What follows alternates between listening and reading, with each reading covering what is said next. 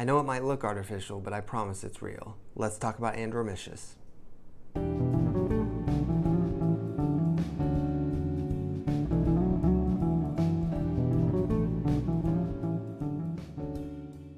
What's up, fellow plant enthusiasts? My name is Dylan Bain, and this is Bain's Botanicals. Today, we're going to be talking about another succulent called Adromischus.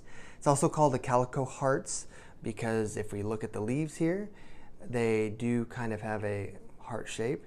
And the pattern on there, I guess whoever decided that was a calico pattern. To me, it looks more like blood, not to be morbid, but there is already a plant, an outdoor plant called bleeding hearts, which is beautiful. So that's probably why they went with a different name. This particular one happens to be flowering.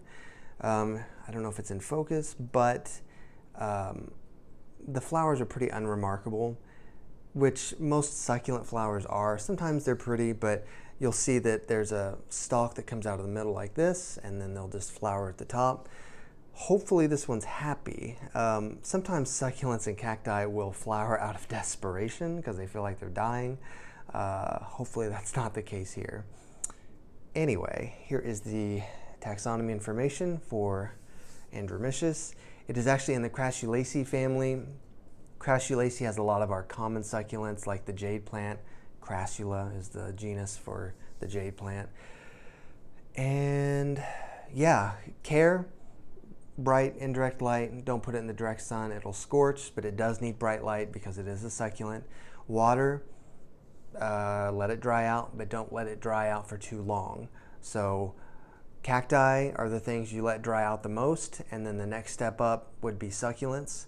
I think that's one thing that people struggle with, is that they think, well, it's succulent, so I should never water it, when really succulents are not as hardy as cacti. They need more water, but definitely let it dry out. Soil, a fast draining soil, and any sort of cacti succulent mix, or if you just use regular potting mix, if you just want to put like plenty of perlite or orchid bark in there just so that it won't retain too much moisture. Fertilizing succulents, you don't have to fertilize too much just because they're slow growers.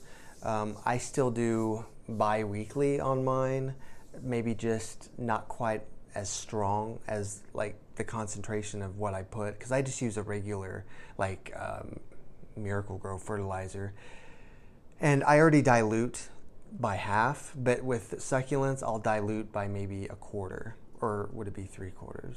Like divide the half in half would be a quarter, right? Just so that they don't get too much. And of course, in the dormant season, don't give them any fertilizer. Late fall to like early spring. Humidity, it doesn't need any. It's a succulent, so there's that.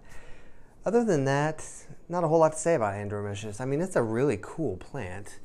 And if you find one, I haven't had any trouble with this one. I know some people struggle with succulents, but this one's really been easygoing for me. And they're pretty. I don't know if these flowers are going to do anything different. They kind of look crappy though, but it's okay. Anyway, hope you guys are enjoying this content. I'm going to get some more videos out to you guys. It's been so much fun interacting with you. Thank you for that. Thank you for all your support and for continuing to watch these videos.